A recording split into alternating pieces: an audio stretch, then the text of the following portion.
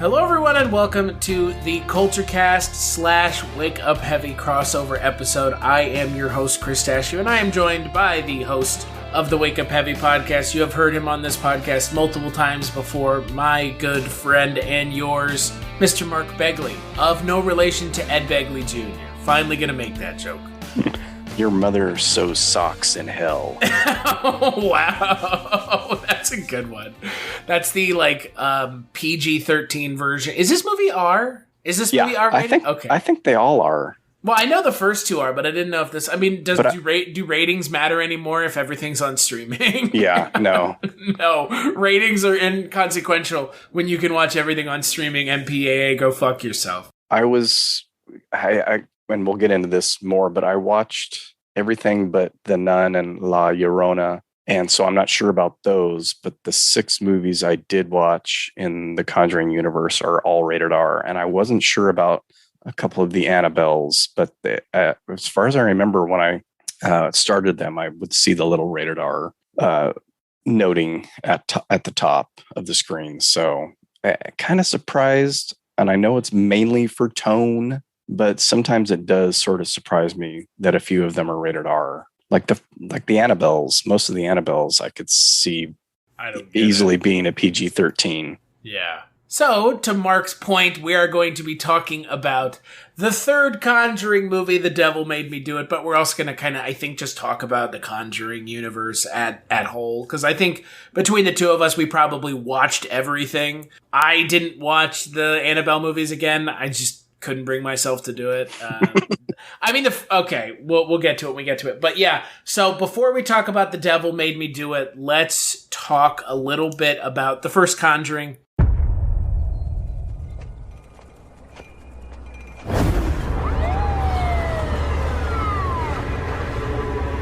Hey!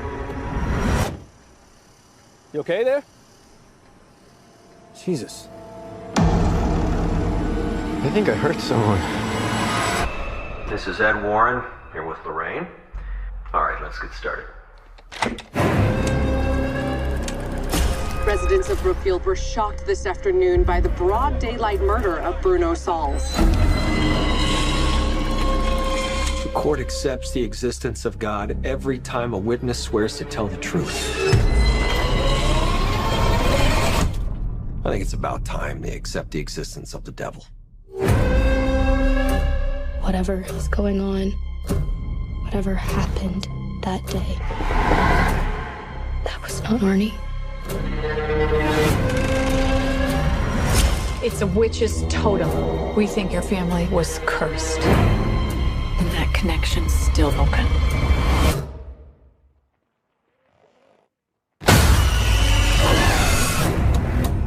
I'm only interested in reality.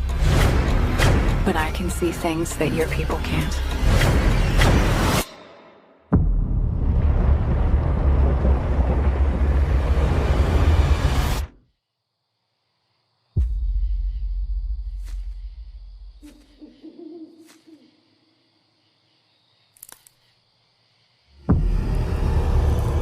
Something terrible happened here.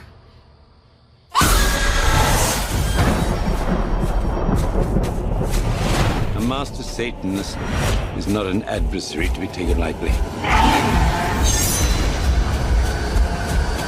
She's doing it again. She's reaching out to the darkness. Lorraine, you need to come back. Is saving him worth everything you have? Because that's what it may very well cost.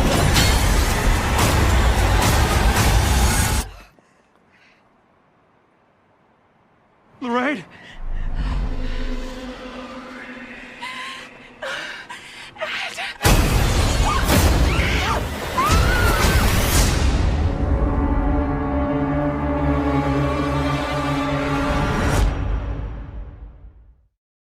Conjuring number 1, 2013. James Wan directed it. Mark, I'm assuming, did you see it when it came out? Did you see it in theaters? I didn't see it in theaters. I don't see most new releases in theaters. I'm with you. we and just I'm not don't going to go to the theaters anymore, but that's a different story. and we just don't get to, I mean, just don't get around to it. And the times when we could, like the weekend, there's so much other stuff to do. Right. And your kiddo would have been pretty young 8 years ago. So, like, what, are you going to take, like, a 5-year-old to see The Conjuring? I mean, holy shit. I mean, you probably could. Well, we would have, left her with someone, but it's just not the kind of stuff that we run out to see. Yeah, movies these days are mostly revolve around my daughter. I'm trying to think of a movie that my wife and I have gone to see without her. I'm sure there's a few that happened early on when she was little, but most of the movies that we go to now are animated films or Marvel films, and we take her. But I would have seen it whenever it first came on to Netflix, I believe, is where it streamed first. And I believe I watched it with my friend Ronnie. We would have weekly movie dates, and it probably wasn't the day it released or something, but it was a pick, this is a new movie. I heard these are pretty good, a little bit throwbacky. Let's check it out. And I enjoyed it. I just felt it was derivative of kind of some of the big hitters like The Exorcist, like Amityville. And when I watched it the other night, I even picked up on some Poltergeist nods and didn't think much about it after that. Felt like they were digging too much into some classics. And yet I would go back to it. Like when the next one would come out, I'm like, why not? That story seemed more interesting to me. And then I'd go back and watch the previous one. And when I did that, I enjoyed number one a lot more. And I noted when I watched it the other night, I noted that first 45 minutes of the first Conjuring is probably the best chunk of the Conjuring universe for me. It's slow burn. It's creepy as all get out. That clapping game is some of the best modern haunted house, stuff for me. And after that, it kind of starts to slip. And I can say that for just about every one of the films. The third act always kind of slips. Including the newest one. Yeah. And having watched that one twice, we'll get into that when we get to that, But needless to say, to get a preview, the trends that have happened through all the movies are not broken in the newest one. Yeah, they're sticking to the same formula. And I think a part of it is studio stuff, and a part of it is just modern day horror, and a part of it is audience expectation or fan service in a way. You've got to ramp it up to the nth degree at the end, or people are going to leave and say it was boring. And that's the kind of stuff that really frustrates me, because the slow, creepy, something in the corner, shadow, ambiguous stuff is what gets me. And maybe I'm just not the audience, and maybe my age has something to do with it. But I really like just slow, creepy movies where you don't quite know what's going on. And in these movies, it's pretty much all laid out for you, mainly through the Warrens. Right. So I'm pretty sure I saw the first one on Netflix. It's weird to me when I think about the Conjuring movies now, because there's something that's very strange about these movies, and I've been having a hard time trying to put a finger on it. But when you said fan service, it's so weird to me that there's doing fan service in these movies. This is not the kind of genre that allows for this kind of movie to do that kind of fan service. And it's very weird how the Conjuring movies exist and have like a connected universe. To me, it's what I've always wanted as someone who's a fan of horror, as I'm sure maybe you have in some way, but maybe not, MCU style. But it's weird to me that this is what we got for the horror connected universe. Is this like very period throwback weird genre series? It's very strange that this is what we ended up having as our connected universe product for horror movies, right? Yeah, and I don't know how planned Freddy out that versus was. Jason didn't work, but this did? Are you fucking serious, guys? Both New Line Cinema. What the fuck? Yeah, and I guess I kind of realized from the beginning, oh, we're going to see that doll again eventually. Yeah. You know, so I'm sure they had some kind of plan. They had such a plan that in the new movie, they said they cut out the spin-off demon that was supposed to be in this new movie. I read that last night. Which, by the way, it fucking needed it. Right, so, and I was like what the fuck, guys? I would have rather had that, actually, than the occultist in the movie The Satanist. That was the part that really detracted, that I was distracted by in the movie and detracted from the movie for me. I enjoyed the possession part. I enjoyed the Warren part. I couldn't have cared less about the Satanist. Right. No, I'm with you. And I know they're all tied together in that, but if it had been something else, or if it had been, again, ambiguous as to what was happening the whole time, right, that would have been more interesting to me. But anytime that character popped up, or Lorraine's visions of that character popped up, it just sucked me right out of the movie. No, So what's funny about the third movie, right? Because we're kind of hopping around. Yeah. Well, it's kind of hard not to, because I think, we've kind of mentioned it now. These three movies are all essentially the same movie. Like, in their presentation, they're essentially the same movie. There's this, like, unifying period genre thing that these movies do really well, that they're really successful at. And I think that's one of the best things about these movies, is that we're, like you said, we're getting to see a throwback to the classics, like The Exorcist, like Don't Look Now. I mean, they're copping from everything, and then they're copping from more contemporary stuff, like you said, with Poltergeist, Amityville. It's fun to see a movie like this because it doesn't feel like pandering when it's done so well. Like, there are some films, like the new Halloween movie, the David Gordon Green, it felt like a pandery piece of shit to me because it felt like it just ripped off Halloween. This movie, The Conjuring, at least the mainline movies, they do take from other things, but they don't straight up rip them off to the point of Halloween, I guess it's just called Halloween, being essentially the original, like, it's just so lazy. And with something like The Conjuring, it's not lazy. I mean, the spin-off movies are a different story. But for me, so the way I look at the first movie is, I think it's the best of all three, without a doubt. But it's not my favorite of the three either. Because, for me, what's funny about The Conjuring, I like the second Conjuring movie a lot more than the first one, because the second Conjuring movie, and we're going to talk about it here in a second, is just insane. Like, weird, strange shit happens. There's a straight up, like, musical interlude in the film, courtesy of Patrick Wilson, because of course he's a Broadway Broadway classically trained actor, so why not give him the opportunity to sing? And then you have the third movie, which kind of reminded me of The Last Crusade a little bit. And in some, like, weird, like, it was like trying to, like, put some finality onto the trilogy, but still leaving it very much open. Yeah, and we'll talk about it when we talk about the third movie. But, like, for me, The Conjuring has this, like, weird spot now because it's a very good trilogy. But I don't know about you, but did you, when you saw the second one, what did you think of the second one? I want to know. Well, when I saw the second one, I felt like I liked it more because it was not as derivative as other things to me. Like, when I was watching the first one, I thought, now, is this a veiled Amityville? And then I realized, okay, this is actually based on a real case. It just seems so similar to Amityville to me. The family structure, the house out in the middle, I mean, I don't know how many times I've watched the Amityville Horror. I've read the book. And it felt like that the whole time, and realized, okay, this is real. This is a real story. This is a real case that they investigated.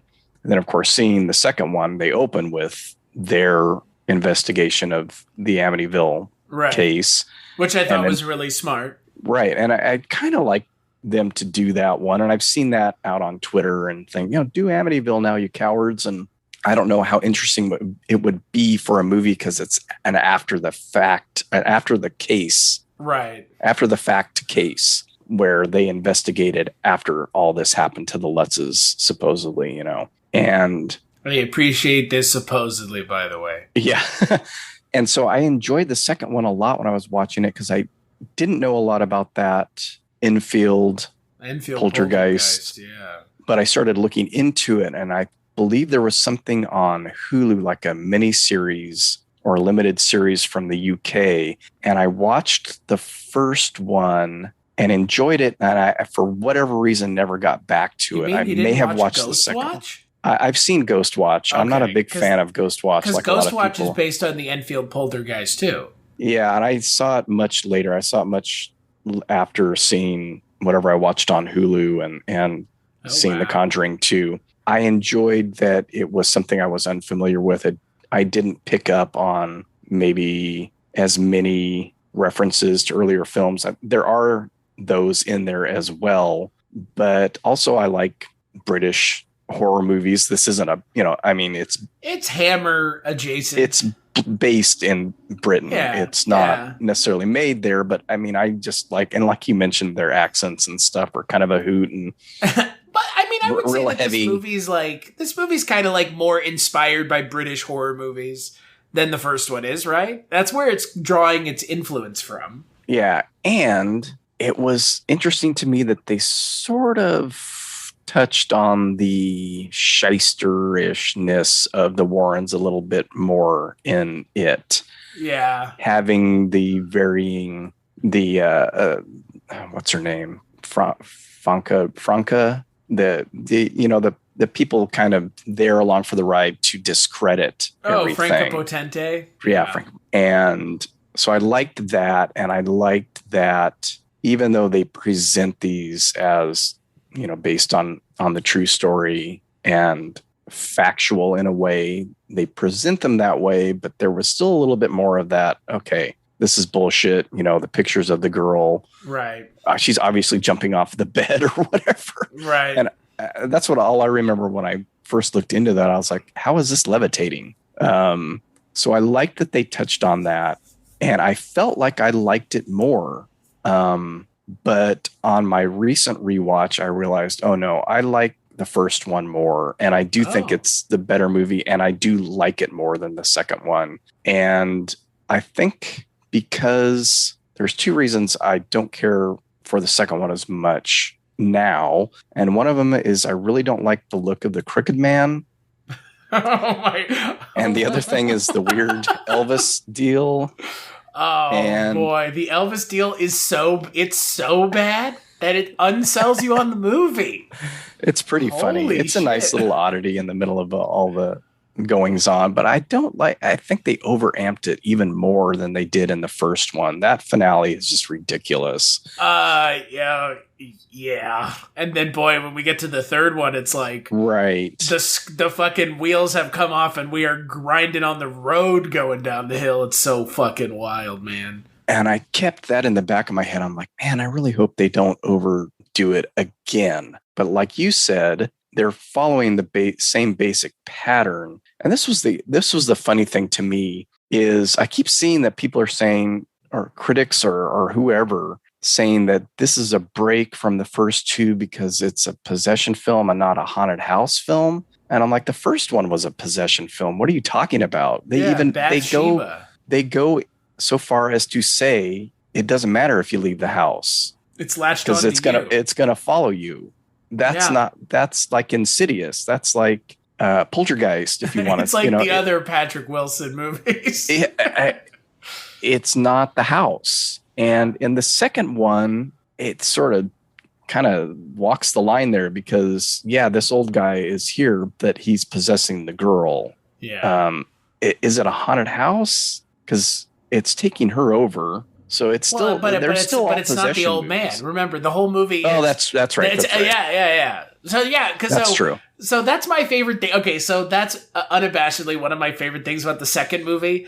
Is the second movie in the last 10 minutes of the movie essentially tells you to go fuck yourself as the audience. They're like, everything we've told you up until this point has been essentially not important. It has been, the whole movie could be boiled down to like 3 scenes of like Vera Farmiga interacting with the nun, and it's like those 3 scenes are the entire movie. because they like throw everything else out because they're like, no, but like the entire thing was just to test Vera Farmiga's faith. It has nothing to do with this family.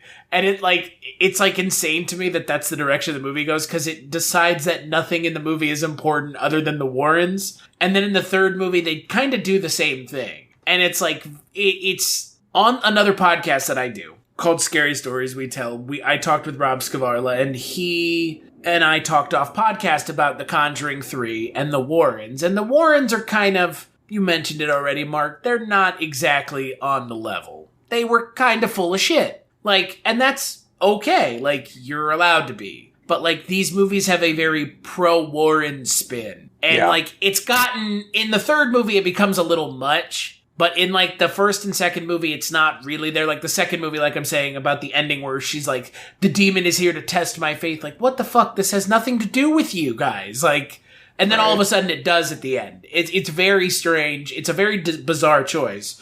But the second movie has, like, one of my favorite scares of all time in it, with the painting scene, with the painting and the shadow and the nun. Mm-hmm. That scene's amazing. I mean, it's like the clapping scene in the first movie. Like, it's the scene James Wan can hang his hat on from this movie and be like, that scene is a fantastic scene outside of this movie. But yeah, the second movie is not as good as the first one. It's just a weird movie. Yeah, it's a lot of fun.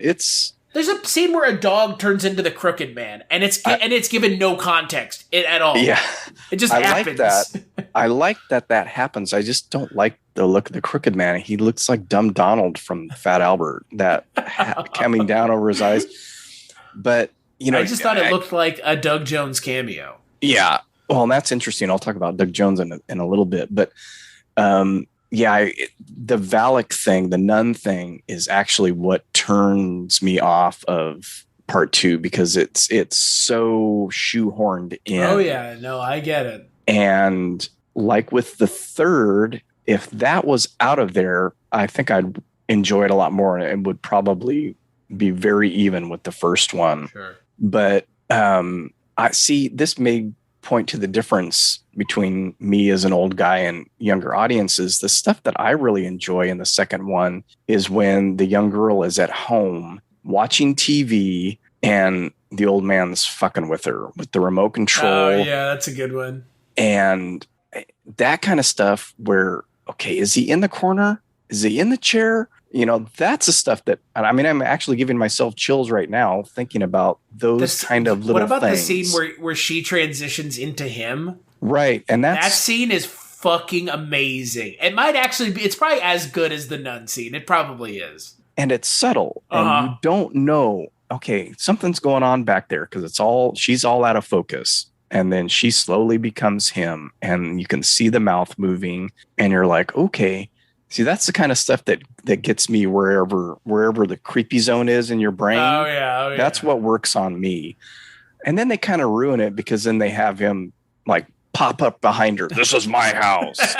And that's where I go, like, you didn't have to do that. You really didn't have to do that. And that's where movies like the Insidious, new It movies, they like, it's working on a creepy level so good, and then they've got to bash you in the face with it. Loud noise. Right. Loud noise and fast. And for me, slow and soft is creepier. Yeah. And I want creepy. I don't need to be surprised. Right. And that's why that nun scene, like, the only part of the nun scene I don't like is like the end when she runs at her, because it's like way too much. But when she's standing in front of the picture and she's flicking the light on and off, and the painting is changing. Yeah. And it is changing just enough, but you can tell it's changing, and like the eyes, like, I mean, that's creepy, man. Right. Like, and then they ruin, like you said, they ruin it at the end. She grabs the painting and runs at her. It's like, that's not scary. Like, that's the least scary part of the entire scene. They do it in every one of them. They do it in the third one at the beginning of the movie, like 5 times. And they do it, I mean, it's just like, okay, in the first one, everything's going great. Got the clapping game, creepy things, lady hanging from a tree. And then when she's possessed at the end and the chair starts spinning and everybody starts getting thrown around, and, it's got to go by the rules of modern horror. It has to go over the top. They do it in the second one in much the same way. And in this one, they start out with it. Don't they? With the first possession of the little boy. And I'd be much more interested in seeing that story from beginning to end with the little boy, even though I guess it's kind of anticlimactic. But for a Conjuring movie, they could do whatever they want with they could have transformed the end to something more outrageous. But that's fair. That whole thing with him, even not the opening scene, but when they tried to understand how the little boy was possessed, that stuff with the waterbed, again, just seeing that face roll over behind him, creeped me out. And then they've got to go over the top with the arm coming out and grabbing him. I'm thinking as I'm watching it, and I don't mean this to be like, this is how I would have done it. And not that I, would have any filmmaking talent or anything like that. Having him back slowly off that waterbed and then just have the hand come up, not out of it, but hand come up and touch his hand. To me, for the first encounter would have been creepy. And then maybe you amp it up a second time. But of course, we're dealing with a side story or, not the main point. So we've got to get to the point pretty quickly. But just having the arm shoot out of the bed and grab him and then loud noises. scream and water everywhere and okay, there's a bunch this of means loud, it's scary. There's a lot of loud needle drops. I mean, there's a bunch of like really loud like violin cues. They do it in the first movie, they do it in the second movie, and in this movie they do it again. And similarly to what you're talking about, it's like diminishing returns. And that's the interesting thing. I did watch the 3 Annabelle films because I like all 3 of them, and I watched them in the wrong order. I watched them backwards for whatever reason. I just felt like doing it that way. And I have to give credit to the first Annabelle movie. There is, I think I'm remembering this correctly, there are hardly any of those musical stings like that in the film at moments where you would normally expect it. And I think that's why I really enjoy that one. And I've flip-flopped on my kind of personal rankings of those films on these rewatches as well. I believe I've watched the first 2 a couple of times at least, and this was my second watch of the third one since it's the most recent of the 3. And I thought that I liked part 2, Creation, more than the other 2, but now I'm kind of flip-flopping and thinking I actually really like the first one, and a lot of people didn't like it, but I like the period aspect of it, and they do it really well. Like you mentioned, in the Conjuring ones, it's not distracting. They do it well enough.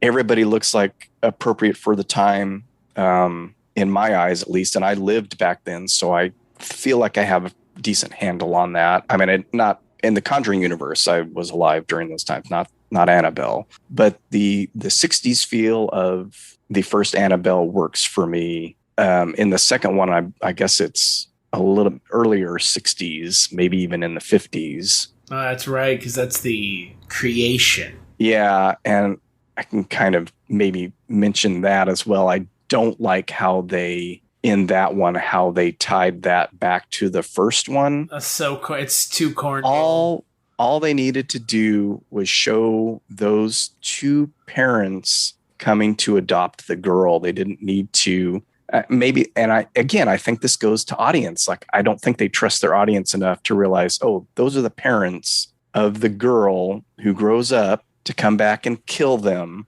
I don't think they trust the audience enough to, and I don't know why, to figure that out. I mean, especially with the internet these days, it's like but no, we got to bring in the opening of that movie basically again to show you, okay, this is the girl from that, and how this ties in. And it's lazy. It's lazy because it's lazy. It's lazy for me because it's like you don't have to spoon feed the audience. I didn't even need to understand that connection. It didn't have to be. And I believe, I'm not sure now, even though I just watched them, lots been going on with painting the house and stuff, but I want to say that they brought the doll with her when they adopted her, but I could be wrong. And if that's the case, it's a huge cinema sin, because Mark Begley with cinema sins. He's because back and the he's husband, taking no prisoners. the husband buys the doll for the wife in the first one. So I'm like, is that what happens?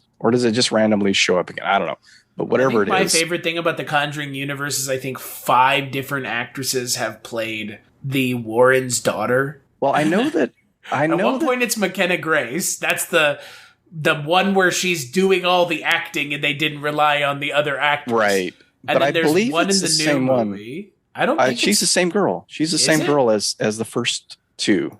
I mean, yeah. Wow. Yeah. Really? Because I looked that up and I was like, wait a minute. So I believe it's just been 2, but I could be wrong. And she's barely in it in this third one. But how would you think she felt when they recast her for Annabelle Comes Home?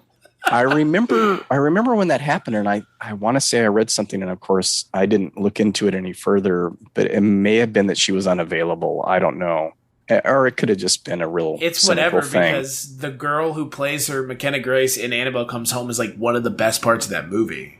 Yeah, she's good. I like her in a lot of stuff. And I really like Lulu Wilson, who was in the first one. And I think I mentioned that to you already. She's been in a lot of really good genre films and kind of horror adjacent films, and always does a really good job. And I like the little dude, Julian Hillard, that plays David in this one, in The Conjuring 3. He's always really genuine, feels genuine in the things that he's done. And he's got a pretty impressive list of genre films and shows. And they were both in Hill House. Lulu Wilson and him were in Hill House. But the kid actors, that can really, really help. And I don't think that the Judy Warren character does all that much in them. So until Annabelle Comes Home. So I think that they probably, we need someone who can carry this movie, and maybe this girl isn't it. I don't know. Yeah. I don't know. Well, and it could have been an age. It. It could have been an age thing as well, where she was too old already to play the daughter at that point. Oh, that's right. Because I guess it is like technically a prequel, huh? Yeah, it's earlier than. And I'm not going to try. I'm not going to try and figure out the timeline. It's pretty much right. It's right after they take the doll from the nurses. Don't they take the doll from the nurses at the beginning of the movie? They show that they show that scene again, but I don't know. Just assume it's canonical then, or chronological. Yeah, but I believe that Annabelle Comes Home is in the 70s, early 70s. Just by the look of it, I could be wrong, but I don't think it's like, okay, they pick it up and then this is right after with them picking up, and then it's sometime later. Yeah, Wikipedia says. And they may even say it in the movie, but I don't remember. So people out there, if you know, let us know. If you're a huge fan of the Conjuring universe and you have the timeline figured out, good for you. Good for you. And let Chris know. Don't let me know. It's so The Nun takes place in 52. Annabelle Creation takes place in 55. Okay.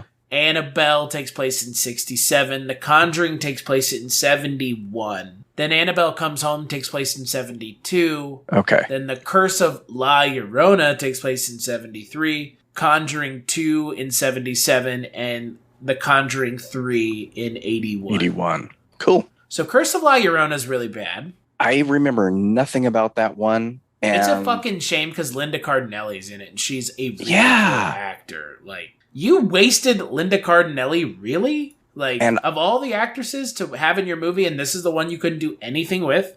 Come on, man. Like, what the fuck? And I didn't remember that until you mentioned it. I literally remember nothing about that one. I barely remember The Nun. All I remember about The Nun is being disappointed the whole way through. Like, this is so below even the whatever I considered the worst of the universe up to that point. I was like, this isn't even close. The best part about that movie is Bonnie Aarons. That's it. Like, and like, even that is just like her doing nun stuff. Yeah, like, I couldn't tell you. They're supposedly gonna address it at some point, but will they ever address why Taissa Farmiga plays a character in the Conjuring universe where her sister works and they look identical?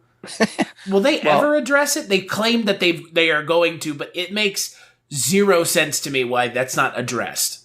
Yeah, I kind of figured there was going to be a reveal of a connection. That is one thing I do remember about her being in that one. But my biggest complaint is, and I guess it's because she was in that, why didn't she play young Lorraine in this one? I don't understand why that wasn't just young, why the nun story wasn't just about young Lorraine anyways. Yeah. Like, it could have been like a Flash, anti-Flash thing where, like, the nun has been there throughout her life and she just didn't know it. Like, anything but what we got, because what we got was really bad.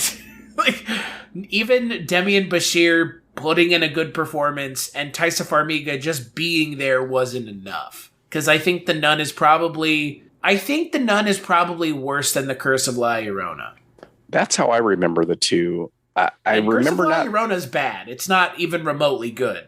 It's just barely not as bad as the nun. It just didn't leave an impression on me. The nun left a bad impression on me. So That's because it has so much going for it. That neither one is all that great, but I just don't really remember anything about them. The nun has so much going for it. It has the best spin-off character, I think, of the series. It has good actors involved, and it's a story by James Wan.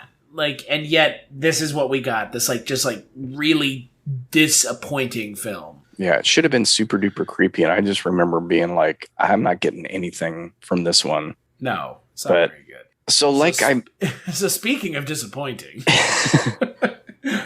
The Conjuring, the devil made me do it.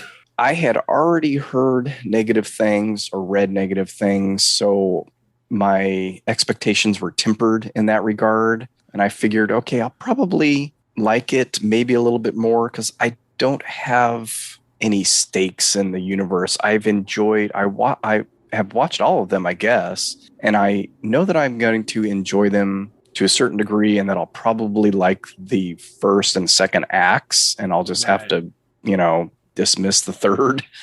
That doesn't bear true as much with the Annabelle movies, although it's still kind of a point of contention. It's kind of wild. We got 3 Annabelle movies before we got 3 Conjuring movies, huh? Yeah, they cranked those out, and I think they were maybe a little bit easier stories to tell. But I don't think I don't think they shit the bed as hard at the end of the film as some of the other ones. But so I went in with lower expectations, and yeah, this is my least favorite probably of the 3, and I'd put it below the Annabelle movies as well. I know that I'll watch it again eventually. The main thing for me was the Satanist character, and I just did not care whenever they were on screen, and I wish they had done it some other way. That's the only thing I can say about that really is I liked the stuff with the little kid, David. I liked this stuff, though not nearly as much, with Arnie, and I liked all the Warren investigation stuff. It just wasn't, there was something missing from the connection. It's almost like they had to force the connection between, as opposed to having just a character to be the connection for all 3, like they did in the last 2 movies. And that they talked themselves out of it in this movie. What the fuck are they doing? Like, what? Right, and having it be a curse, having it be a curse instead of the demonic possession seemed like it forced. But their hand. That's the problem. They tried to have it both ways. It was a curse that was a demonic possession. Right. It's like it's beyond idiotic too. On top of everything else, the curse is a demonic possession. Makes no sense. Period. Well, and that's the thing that kind of makes me laugh about these movies are the rules and the exceptions to the rules, and how the Warrens always know what the what the step is to solve it, and we have to destroy the altar, and we have to do this, we have to do that. The name is what causes it. Like, okay, right? Or even the one thing that stuck out to me watching the first one again was when the Warrens first show up at the house. And Ron Livingston is describing, we've got to keep this door closed because it just bangs all night. And Ed Warren's like, oh, does it come in 3s? And pounds on the wall. Oh, well, that's the spirit mocking the Holy Trinity. And it's just stuff like that. Like, oh, sure, why not? You know, I thought Patrick Wilson was in the room with me right now. Does it come in threes? All's I know. I like when he throws in the all's I know. All's we know. All's what I'm saying. I'm just a simple man who can see demons. But I'd almost like more investigating it. I'd almost like a microfilm scene. I love microfilm scenes. I'd like to see them investigate and maybe get thrown off the trail once and maybe not be right all the time and maybe not pull out, something from like, oh, sure, this is the explanation. But I do enjoy them working together. There's no denying that chemistry of Vera Farmiga and Patrick Wilson on screen as the Warrens. As horrible or shystery as the real people were, these are fictional accounts, very fictional accounts of things that probably didn't happen the way that they're presented on the film. And I'm okay with that. They're wonderful. And I just like saying Vera Farmiga. So, and look, Patrick Wilson's great. Vera Farmiga's great. I think generally the acting is pretty solid in all the films. They also carry the movies. Right. They're really good. I think that's the only reason I watch these movies, realistically, is because of their chemistry together. Like, you know who they're as good as? They're as good as SRK and Kajol.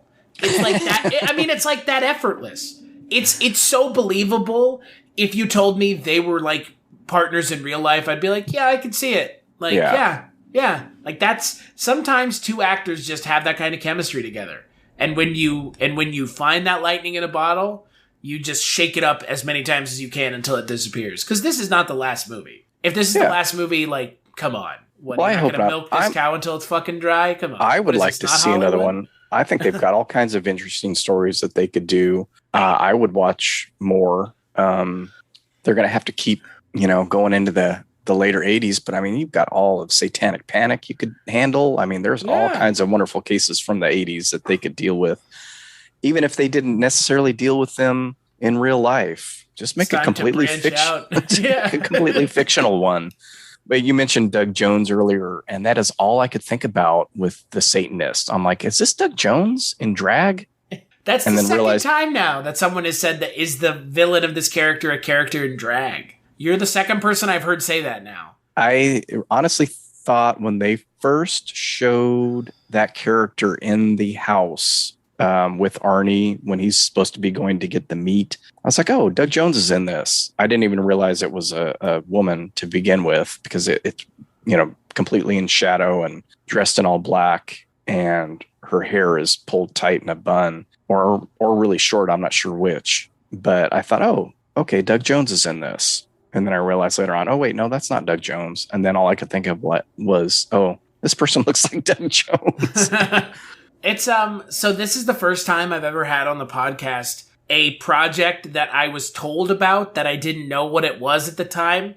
I finally realized what it was. So I interviewed John Noble last year for the Lord of the Rings podcast that we did. He plays Denethor in Lord of the Rings, and he was telling me about a big horror movie that he was in that he couldn't tell me about. And then I realized, lo and behold, because I didn't watch any previews for this movie, when he showed up in this movie, I was like, holy shit, this is the movie. And then you know what the worst part is? He is criminally underused in this movie. John Noble's amazing. Go watch Fringe. Go watch Lord of the Rings. He's amazing in Lord of the Rings, and he's in it for like all of probably 10 minutes of screen time. And he's amazing in it. And then they have him in this and he does nothing. It's disappointing. Yeah, that storyline just doesn't... It turns these movies into something that they're not. These are not slasher films. Right, and it's one step, though, outside. It just... For me, that's the part as a whole that just doesn't work. It seems disconnected from the rest of the stuff. And it's forced to connect because this is a curse as opposed to a demonic possession, because we can't, I guess, have a demonic possession pass from one person to another in the rules of parapsychology, which, if you've ever watched The Exorcist, it passes from Reagan to Karras, which I thought they were riffing on pretty hard on this. And I'm like, well, that passed on. why does it have to be a curse? Because that forces that whole storyline, and that forces his underused character into it, and it forces the Satanist character, who's as stereotypical as you can get, with the black candles and the altar and the this and the that, and like the puritanical dress. Yeah, she looks like a witch, right? She looks like she would be at home in the movie The Witch. And I think it's that kind of representation that really bothers modern day Satanists. I mean, it's that's why she's called the occultist, right? Which I keep going back and forth on as I'm talking about her. Do you notice that they tied this movie back into the first Annabelle movie? The disciples of the Ram are those yo-yos from the first Annabelle movie, right? Like, and I was wondering when I was even the point of connecting them. Like, they don't do anything with it. And I thought, did I miss something in one of the ones that I didn't watch where that was explained in more detail? It was because Annabelle. Okay, because I believe I watched The Devil Made Me Do It. Yes, I did. I watched it the other night, most of the way through, and then finished it the next day. And then I watched the first Annabelle, and I was like, oh, okay.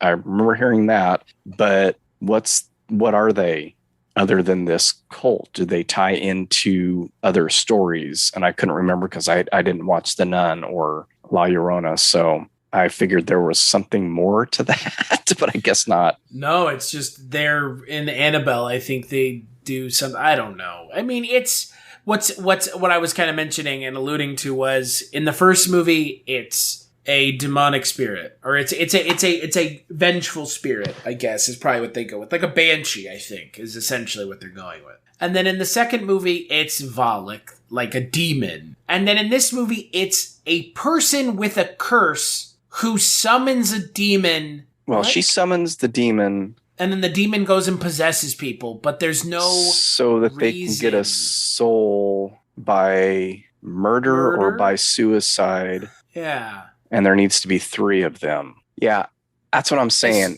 Just make it a possession movie. Makes no sense. You can make it a possession movie and say it passes from person to person. There are no rules you have to follow. No one's going to get mad at you. You don't. Well, this is a little different than the other two, so it's got to be a curse because he can read from the Bible and he can sit in front of holy water and a crucifix. Well, okay. That's the thing. They set up these rules, or they know these rules, and then they break them immediately. But why do you're placing these rules on inhuman spirits, as they like to call them throughout the films, something that's never had human form? That's what all these things are. Why do they don't have to follow the rules? They're inhuman spirits. They're right. Demon. So this movie feels like it was like reshot into the ground, doesn't it? I'm curious about that because like the thing that makes me feel like the reshoots is when John Noble tries to explain why his daughter, who is the bad guy of the movie, is doing what she's doing. It is the laziest explanation. Yeah. I was researching it and it like rubbed off on her, but like that feels like a very lazy reshoot excuse. And obviously there had to have been reshoots. We know that there had to be because they have mentioned in interviews, Michael Chavez, the director, has said there was an iconic creature in this movie and they cut it out of the movie, and the actor who played that demon is in the movie in a non-speaking role as an extra, essentially. Right. And it makes absolutely no fucking sense why they cut a character out of this movie when all the other movies have done something like it. I wonder how much they changed of that occultist part. Maybe that was added in and replaced the spin-off demon, or what would have been the spin-off demon. Supposedly they were working together, but like I doubt it. Like I think to your point, I think it was the demon was the main part, which until you find out right at the end. Which I would have preferred, actually. And I don't care if that had come out of left field, because I wouldn't have had to have watched the rest of the stuff with her. And hey, can you imagine if it was you thought it was a demon the whole movie, and then right at the end it turns out it is a demon being controlled by someone else, not a curse, just being controlled by someone? Like, that would have been a better twist. Yeah, I would have been fine with that, probably.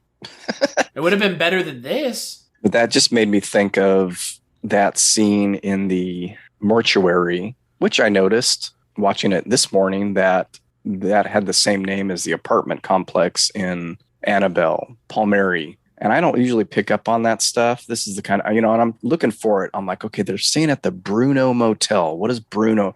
That's got to connect to one of the other movies. Did you hear what they said when they were in the hospital? Which part? Dr. Merrick. Well, see, now I noticed that because they have a very unsubtle nod to The Exorcist at the beginning when the father gets there. Really? How unsubtle is it? And then I thought, okay, they're doing it again with the Merrick. And then I was like, wait, his name isn't Merrick, though. It's Marin. So is that the connection you were thinking of, too? Was Exorcist? Yeah, but it's not right. It makes no sense. And then I thought, well, maybe the transcription's wrong. But because I've had to watch it with subtitles on, because I watched it late at night and early in the morning, so I had to keep the volume low. But maybe it's a reference to Joseph Merrick, the Elephant Man. Oh, wow. Well, I immediately thought that too, because that is so... It's just so close.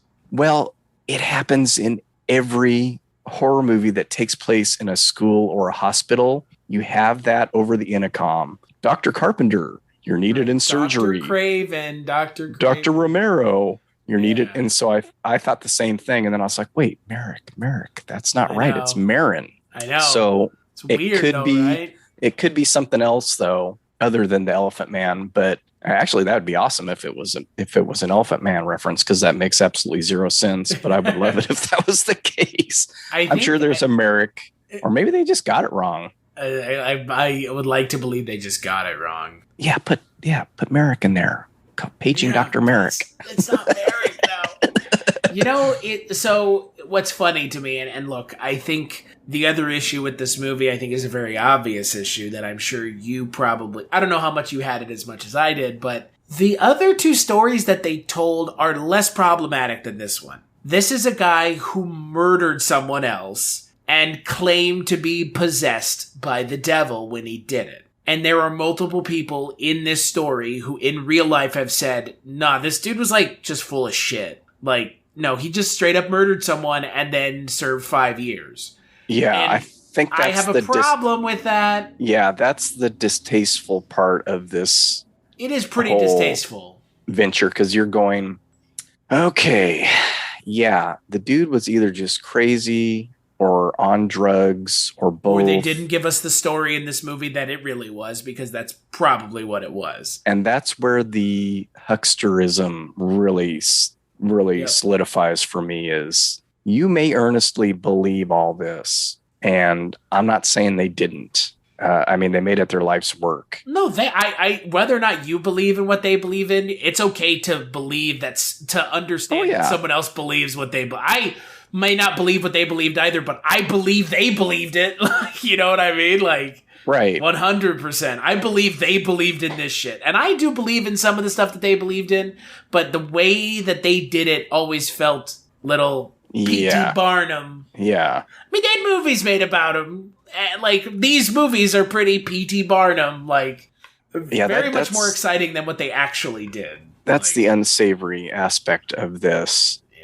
And I didn't think about it too much until the end. And I'm like, oh, yeah, he got convicted. I forgot. Yeah. I just read about it. He went to real jail for real time because he actually murdered someone. Yeah. And this guy was supposed to be essentially the hero of the movie. Right. Because the third hero outside of the main two leads. Which means you do have to believe what they believe in. You have to believe that what they believe is happening.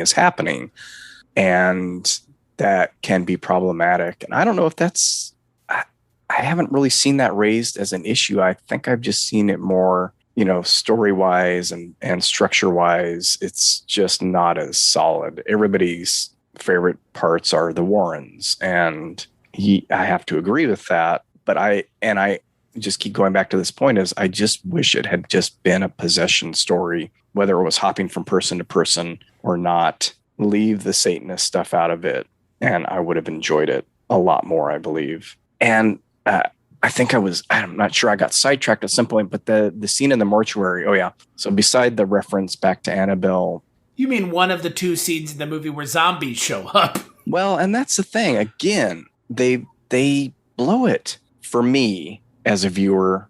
Big, huge, creepy dead guy in the shadows works. The second that dude starts running, I'm out. For one thing, it's an animated corpse. Yep. It wouldn't be running, and then it almost turns unintentionally comical because you have a really large guy running really fast, and I just wish somebody would tell these people slow is fine, soft is fine, soft as in volume. Right.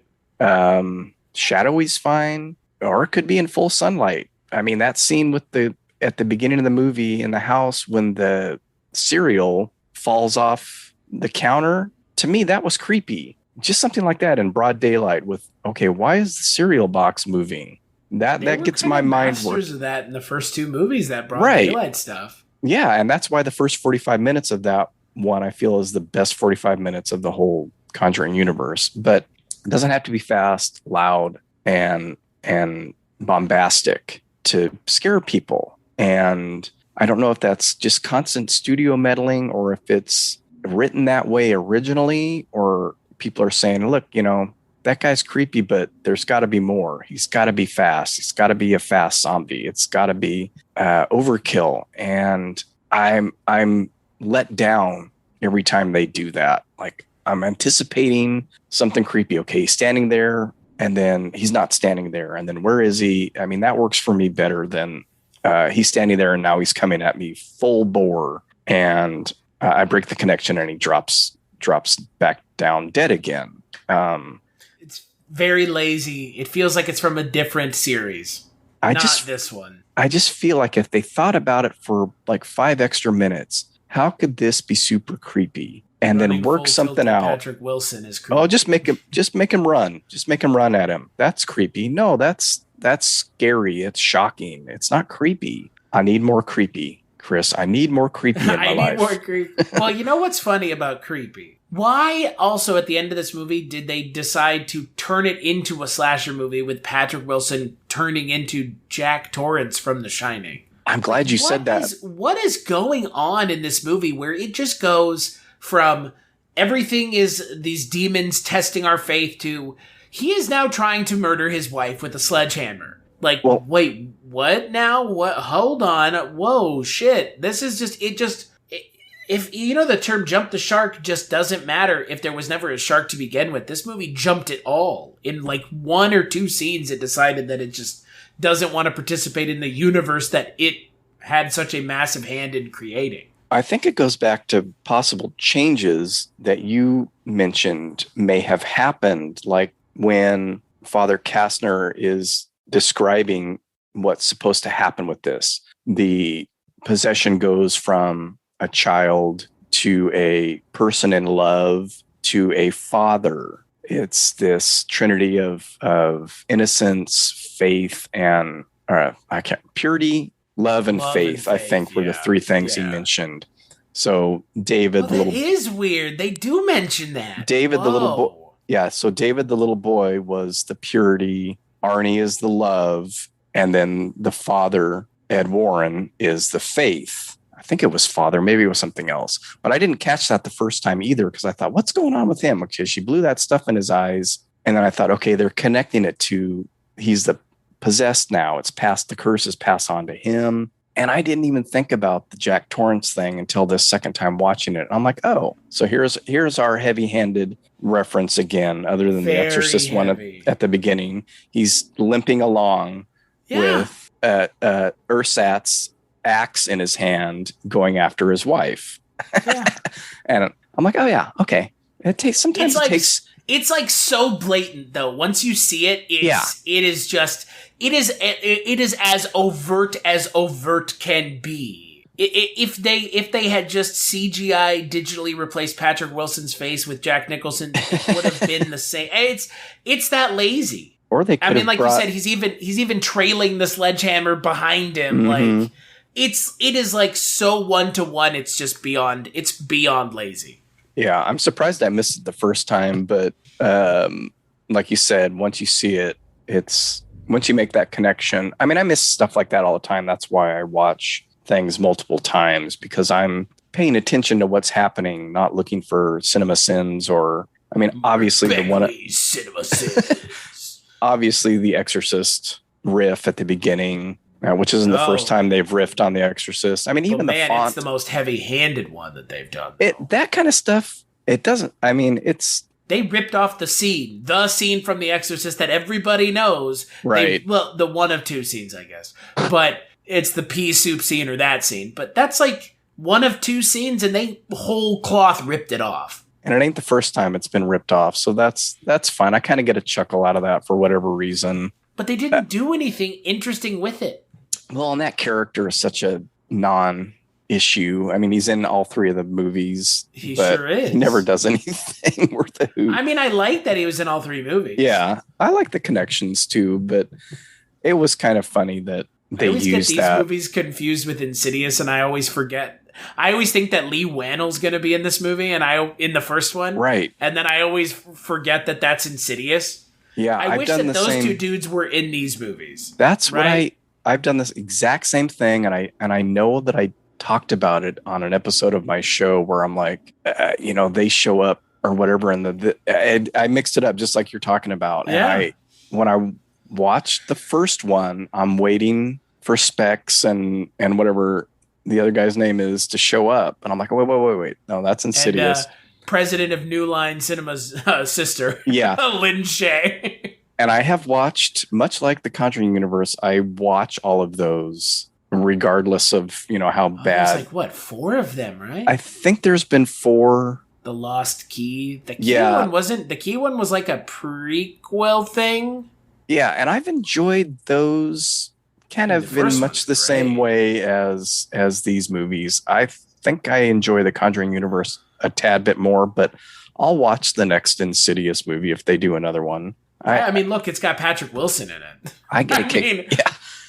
Patrick, look, like, I think they're, we kind of mentioned Vera Farmiga and Patrick Wilson already and their chemistry, but, like, Patrick Wilson has made a name for himself as working in the genre and, like, really, really being successful in the genre. Look, I mean, I'm a huge fan. I mean, everything that I've seen him in, he's good in things that are objectively shit, like Watchmen or that Phantom of the Opera movie with Gerard Butler singing. Never seen it. Good. Don't go out of your way. I mean, Bone Tomahawk. I mean, he's in. Even in Aquaman, he's pretty good, and that movie is a real nightmare.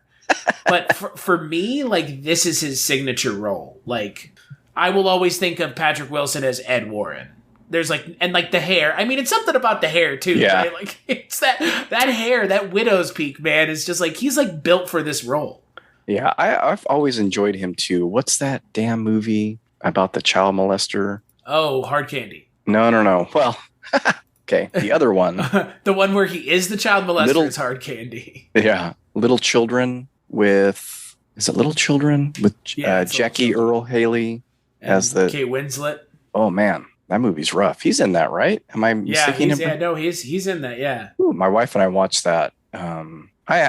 I don't mind Watchmen, actually. Maybe I'm one of the few people that has enjoyed it the couple of times he's watched it, but I always enjoy him. Every once in a while, I get the feeling that he's sort of this generation's Kevin Costner, where a lot of times he plays such normal, kind of everyday Midwest guys that he could get lost and become sort of a nothing. But in these, like I said, like every once in a while that he sort of hits on that accent. All's I'm saying or all's we're saying. I love it when that stuff kind of pops up in the script. To add all a little. I'm saying is, Lorraine, is that they put us on these shows and then they treat us like we're a bunch of fucking yokels. That's all I'm saying, Lorraine.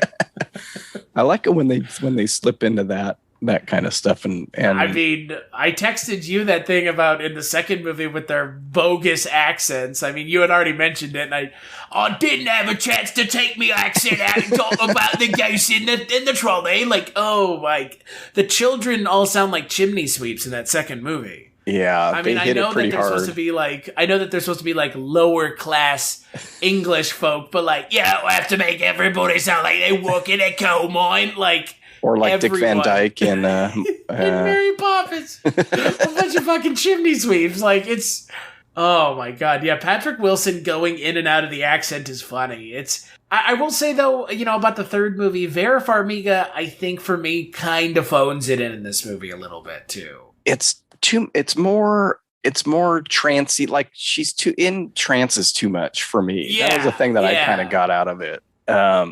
She all of a sudden is just like having visions like all the time. Right. Also, she like looks out the window and vision, looks at a light bulb vision. It's like, this is not the way it was in the last movies. Like, it was very subtly used to progress the story. It might also be that she actually has the Lorraine Warren hairdo much more in this one than the other ones. Oh, yeah. They also like old man makeup them up at the end, like, and kind of in the movie too. Yeah. They kind of olded them up. And then at the end of the movie, they like, oh, by the way, Patrick Wilson just has gray hair now. Like, it was, did you notice that? It was bizarre. I didn't actually. At the end of the movie, he's like sporting like full gray sideburns. That could be another Poltergeist nod with the wisp of gray. Oh my god! In the mom's hair. It just always makes me laugh when I watch these movies, and then at the end, you know, they show the pictures from the real cases and from the real people, and you know, Vera Farmiga's hair is always long and down in them, and then they show the pictures of Lorraine Warren, and her hair is always up, and she's much older than Vera Farmiga, and not as attractive. I'll say, if people have an issue with that, they can do whatever, but they can lick me, bro. Lick me. I don't give a shit. I liked at the beginning of this one going, oh, they gave her the Lorraine Warren hair this time. But it does come down during the movie. And then it goes back up and back and forth. But it's also interesting to that point, listening to when they have the recordings of the actual things. And again, I think it's creepy enough, even if these kids are faking, you know, however you take it as a believer or non-believer in supernatural things, something's going on, obviously, with especially a kid that's 8 years old. Who's possessed by Bill Wilkins, who is 72 years old. Well, or in the third one, when they play the tapes of David, you know, at the end of the film, it's it's creepy enough as it is, even if it's a mental health issue thing or something else. And I would like a more toned down, realistic version of a Warren story at some point. It could be really scary if they did it right. Yeah, I don't even if it was left completely ambiguous, or even if at the end they go, oh yeah, well, this wasn't a demonic possession. You know, your kid's got mental health issues and you need to get them help, which would be great, you know. Bum, bum, bum, bum, bum, bum. Lorraine Warren shows up with 2 Ritalin. Here you go. The demons are gone. Well, I mean, I get it. I mean, it's a little formulaic now. It's a little just kind of like going paint by, you know, conjuring by the numbers. They broach that, like I mentioned earlier, they broach that in the second one when they get ready to leave and they're on the train and they're like, yeah, I think they were fooling it. You know, I mean, look at these pictures. But then it turns out it was just to test Lorraine Warren. Right. They're laying it out like, yeah, okay, this is not what's going on most likely. Yeah. And then they got to pull it back and say, no, yeah. Because you have to believe that the Warrens at least believed that this was really happening. And the Warrens had to have some connection to it because it couldn't just been them helping a family. Right. Which was the weird thing. Like, all of a sudden, as soon as the Warrens start becoming entangled in the stories, I stopped caring. Because it's something that Cullen has mentioned before, that he doesn't like these, like, savior stories. And that's all of a sudden what the Warrens have become, right? They're entangled with everything. And, like, it's the people are trying to actively harm the Warrens. And these people are just, like, all of a sudden it became about the Warrens and the people are just caught in the crossfire. Like, that's almost this entire movie, right? Is like the occultist all of a sudden is like, I'm going to turn on the Warrens. In the second movie, it's like, no, it's testing my faith. And in the first movie, that's not the case. And I don't get it. Like, you don't have to make it seem to me that like the Warrens have been like they've been at the center of this whole time, which I guarantee you is what that second Nun movie was totally going to do. Yeah, I agree. I think that again is what I dislike about the second one, is that Valak thing is shoehorned in. It has nothing to do with the rest of the story. No, it's literally that they try to pull it one way and then they pull it right back the other way right at the end for no reason. Yeah, they don't need to be personally connected or even personally attacked in the film for me to care about what's going on. And I feel like they think that that's what needs to happen. And that's not what happened in the first movie. They just need to figure it out, solve it, and let and then go home and see which daughter is there at their house. Is it McKenna Grace or is it the other girl? Which actress are you this time? Which Judy are you? Which Judy are you? Who has control of you, Judy? They come home. Is it Valak? Is it Annabelle? Valak? Is it Bill Wilkins? Oh, Bill Wilkins, and I'm 72 years old. This is my house.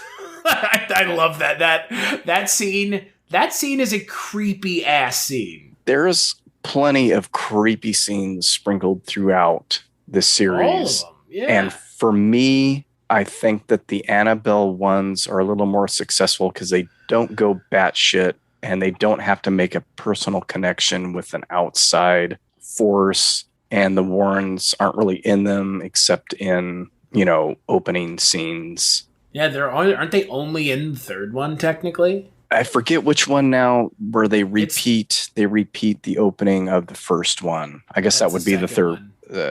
Is it? Yeah. The prequel repeats the beginning of the first one.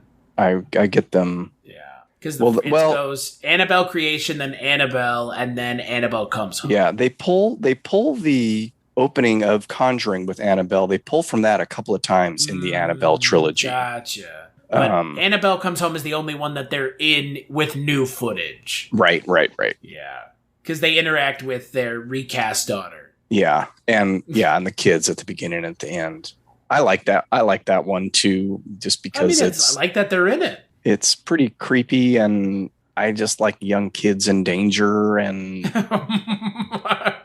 well, it's a little odd that the prospective boyfriend disappears for a good 15 minutes after he's introduced and gets chased by a werewolf, and then comes back at the end. That's odd, but I'm okay with that. Yeah. So I meant to ask you, did you watch any of these movies with your daughter? I didn't. I was going to, and I realized it was her last week of school, and with the house painting and prepping and all that stuff, I was like, I don't think I'm going to be able to arrange this to where we can watch them together. And then as I started watching the first one, I can't even remember which one I watched first. I watched them all out of order. I think I watched 3, 1, La Llorona 2. That was my order.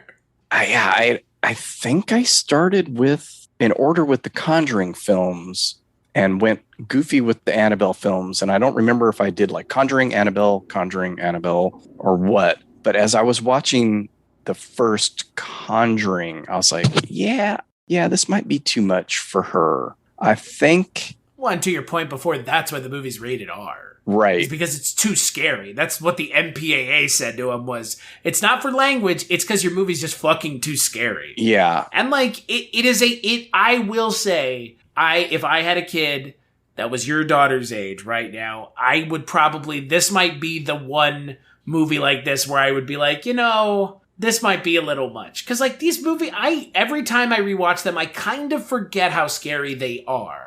Like, I don't find it, I'm not scared by it anymore, but like, they are, like, James Wan and kind of everybody around him who works on these movies do a very good job of being scary. Like, I will not chide these movies for not being scary. They tend to be pretty scary. Yeah, I think that's what Except I realized. Except for the Nun. I think that's what I realized. Like, okay, I know the rated R for tone mainly. There's enough super creepy stuff. I know if it's creeping me out a little bit, it's going to creep her out a whole lot. Right. And yeah, so I was like, I think I might need to wait a little bit still And how often does that even happen anymore? Movies getting rated R for tone? Come on. That's like how unheard of that is anymore. I'm trying to think. So strange. There was something for like blood and guts. Yeah, there was something though recently where it was the same kind of scenario, and of course I can't remember what it is, so I don't even know why I brought it up. But there was another film in the last, I don't know, 5 or 6 years where that was sort of the reasoning given as well. And I can understand it for probably the first and second Conjuring. The Annabelle movies, I don't know, not so much. Annabelle Creation's rated R, and I could never figure out why. Yeah, that one. I think they say fuck once, maybe. I think that it's one I'm not like sure about. Time. And even the third one, that could have been, I think, very successful as PG-13. And maybe I'm 99% sure they're all rated R, and none of them are super, super gory. And yeah, language usually isn't an issue. There's no sex or nudity in any of them that I can remember. They're all rated R. So they are all rated R. A couple of them, I think, probably could have been PG-13. Whatever. Even a PG-13 movie, though, can scare the crap out of you. So it's not so much I was worried about the rating. I was worried more about the feel of them. And if I feel like I can gauge pretty well her level of creeped outedness, and I think most of these would put her over the edge. So I didn't try. I had planned to, but with the way things were recently, I just was like, I just need to watch these when I have a chance. And that was when she was in school for her last week. So she will have to wait maybe another year to be scared by The Conjuring. Yeah. I mean, they're scary, and they're effectively scary too. They're not, they do, the second one traffics in some cheap scares, but the first one is pretty effective, and it's not very cheap, and it scares. It's a pretty scary movie. There are some really good scenes of some really good scares. Yeah, I think this one didn't have really any of those creepy moments for me. They start off right out the gate with a possession, and it's, body contortions, things flying around the room, and it never really lets up from that there. Nothing like the clapping game, nothing like Bill Wilkins in this one. Does this unfortunately movie even have a gimmick? I guess it got cut out. I guess the gimmick got cut out. Man, it's it's really weird if you think about it too. There's like a whole lesbian killer subplot in this movie too. It's very strange. I remember when they were initially talking about this movie that it was going to be like a courtroom drama. Mm-hmm. And it seems like they wanted to do that with this movie and they couldn't. Bring themselves to do it. Yeah, I thought that was interesting, and I don't know how to take that kind of thing when they do that. Paranormal Perry Mason. Come on. With the lesbian thing, I was like, okay. Well, is this pandering? Is it, it's fine. What the fuck it was supposed to be. Nothing wrong with having lesbian characters in your film, but what was their ultimate goal in this? Is it just okay, this is every day, and there are get murdered? There are lesbians in the world, but yeah, then you throw that into it where it's a murder situation, and you're like, okay, so that can be taken maybe it's hard to say. It was just strange. It's a fact of life, but when it's in a movie, sometimes you start to feel what was their purpose for making it fairly obvious that these girls are into each other. Maybe they don't even realize it yet, or maybe, there's not enough of that story to know. No, they're killed literally within the second scene that they're introduced. Yeah, so we don't even know what they know about themselves or each other, and it's really just for us to figure out what the connection is with the other case that they're investigating. So Which is mighty tenuous at best, by the way. Right. But so why are they lesbian? So then I started thinking, well, what's the point of that? Maybe there is no point. That's fine. Lesbians exist in this world. Why can't there be lesbians in 1981 in this Conjuring movie? That's perfectly fine. It just seems like there's another motive underneath it, maybe. Well, and I think there's part of me that honestly believes that a lot of this movie is on the cutting room floor. Well, and also I don't think they have the best record of representation in the franchise either, as far as people of color, LGBTQ. It's pretty much white bread. You always get a couple cops or EMTs or something that are people of color, and everybody else is. And one girl, one of the orphans in Annabelle creation is Curse of La Llorona black. is very not white. Well, there you go. I guess I should have watched also that one. Not good. So, like, Curse of La Llorona is a movie that is a film about a Spanish urban legend that has a white woman as the lead. Yeah. Well, there is another film that's supposed to be very good. It was up for Oscar for Best Foreign Picture. That's on Shudder. That's La Llorona, not The Curse of. And it's supposed to be pretty good. I haven't watched it yet, though. So it's, the same urban legend or folktale, but a different movie. So it's not The Curse of La Llorona. It's just La Llorona, and it's on Shudder. And it was from, I'm not sure which country, but it was up for the foreign picture Oscar this year. It's kind of amazing that a movie on Shudder was up for an Oscar, but there you go. Well, that's Shudder for you. I guess I'll have to watch it because the La Llorona movie from this series is like I said, not good. I remember very little from it. Didn't even remember Linda Cardellini was in it until you mentioned it. Well, the reason I mention it is because Michael Chavez is the guy who directed it. Right. I knew that, and I knew that the nun was Doberman. Yeah, so they're all wrapped up in there. They just need to learn some subtlety. Or no, I guess the nun is Corinne Hardy. Okay, and I'm not familiar with their work, so. Yeah, but Annabelle is Gary Doberman, I think, the third one. Because the second one is David F. Sandberg, the guy who would go on to direct Shazam. Yeah, and who did Lights Out. I like all the Annabelles, so. And I don't, for these, I don't care all that much who writes and directs them. No, and I'm not even like James Wan to do the Conjuring movies. Yeah, they clearly I'm not even beholden, benefit from having him. I'm not even beholden to that idea. I think as long as he's exec producing and saying this is fine and this guy will do good in this, I can kind of trust that. And but having said that, knowing that this one wasn't directed by him and is definitely a step down. Yeah, there's something. I'm not sure it's a step down in direction though. I don't think the direction is bad. That's true. It's more story. Yeah, which is not James. I mean, that's not James Wan's fault because James Wan, I don't think he was involved in the screenplay of this movie. I know he wasn't. I mean, I'm pretty sure he was involved in the screenplay for the last two, though. I don't. Yeah, like I said, I don't really get into the nitty gritty of all the creatives behind the scenes on these. I just sort of take them. Okay, there's a new one of new Conjuring, sure, I'll watch it. There's a new Annabelle, I'll watch it. If they come up with some other, I want to see the movie about that damn monkey toy that's in their room, I'll watch it. I mean, and you know what the funniest thing about this movie is? Is this the first COVID movie that we're finally getting? The first movie that was interrupted by COVID?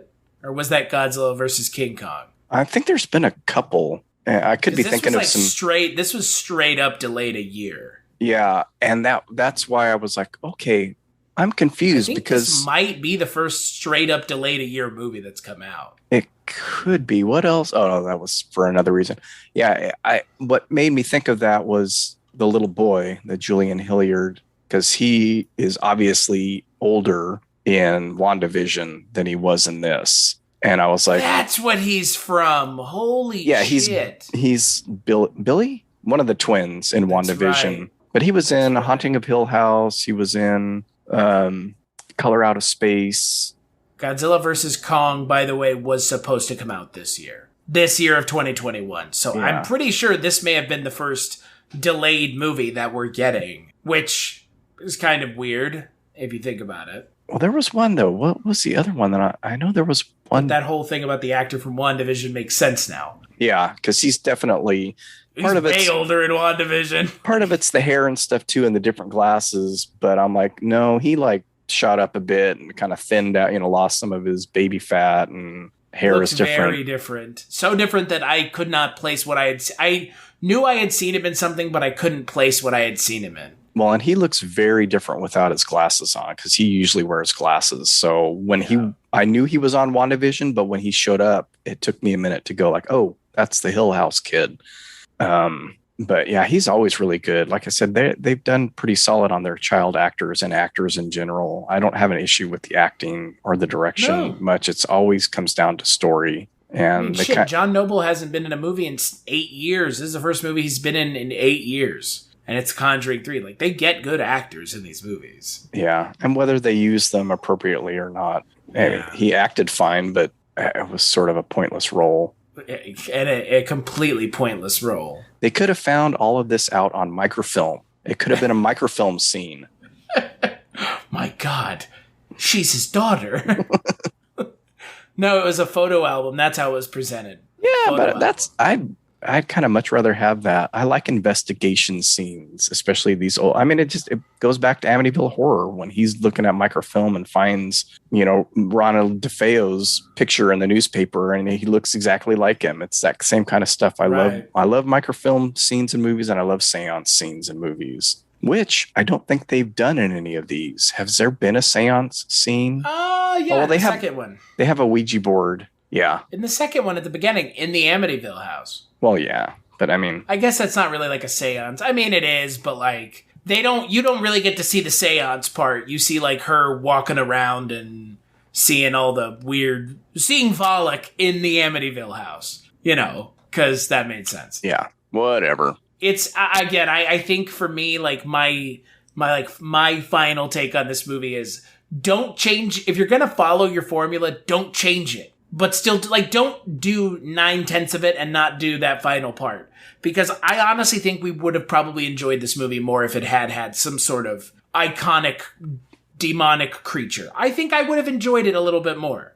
Because I don't think the problems I have would have been as bad or even have been a problem at all. Yeah, and I would have enjoyed it more without the occultist storyline. Yeah. If that had been, and I feel like we're kind of saying the same thing. Like if it had been the new spin-off doing what demon, they had always done. Right, doing the new spin-off demon in a different way, and it still could have been presented as in a different way with the occultist at the end pulling the strings. But that was just so uninteresting to me that every time they went to it, I just wanted to fast forward until they were back with either the Warrens or Arnie, but preferably with the Warrens. And what, are they not making any more movies? Who? Like, I don't like. That's the Conjuring people. That's what I don't understand. Why get rid of it? Are you not making any more movies? Like, you're making a Crooked Man movie. You're making a Nun sequel. You're telling me you're like, really? Like, come on. You don't want to make more movies? Like, I don't understand. It's very strange. Unless this is it. Unless they're just going to make the rest of the stuff and that's it. Now, here's what they need to do.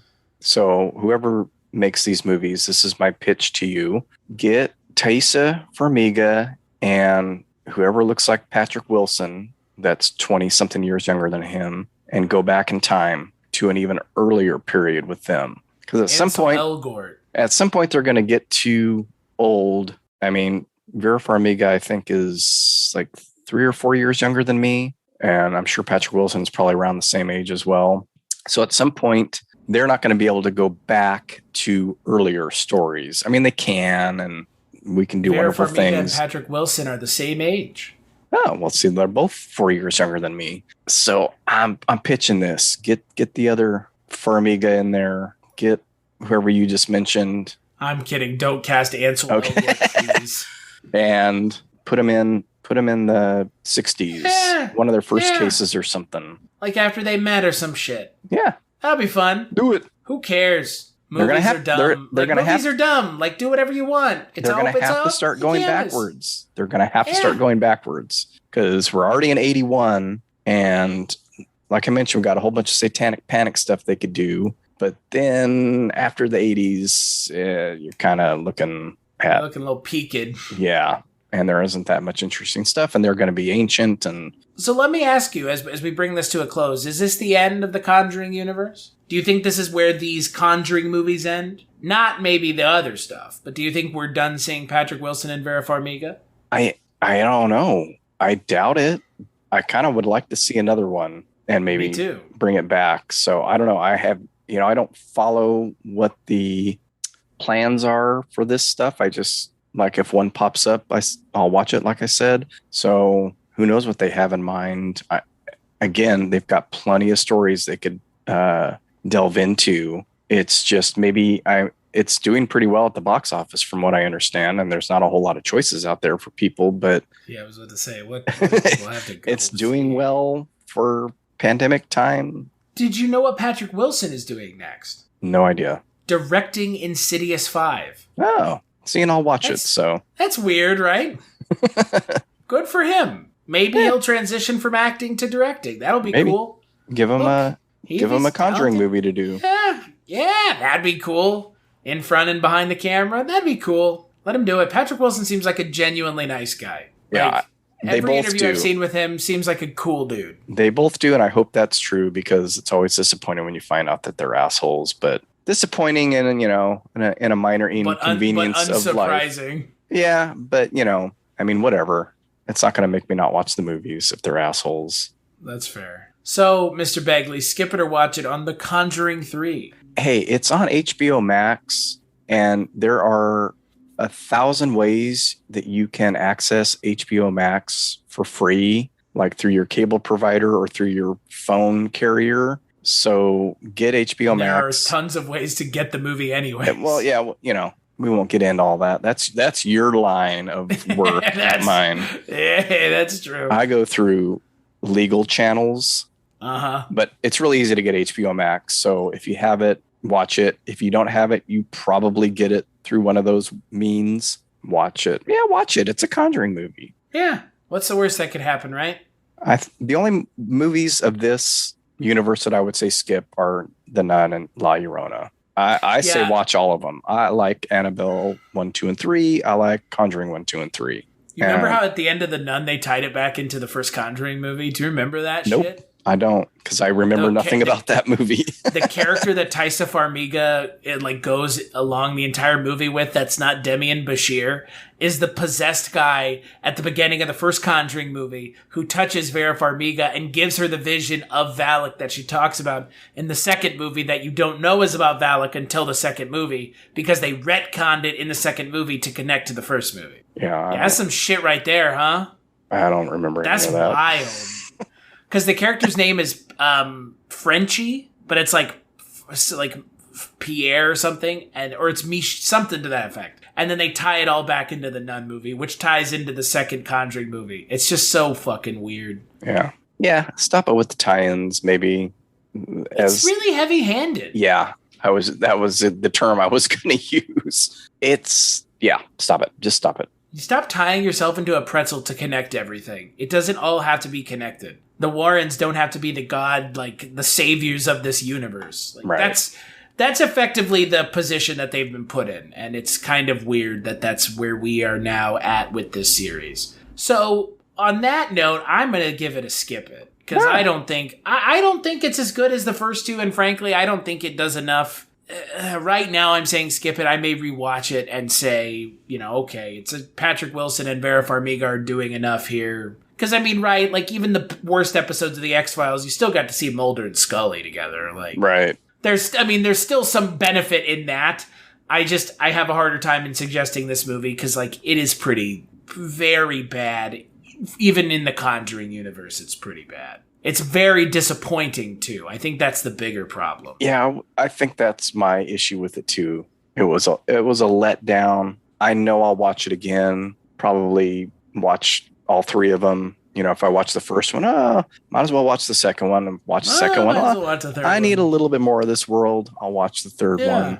So it'll be watched again. It won't be watched as often as some of the other films in the series. Especially not even the first two Conjuring movies.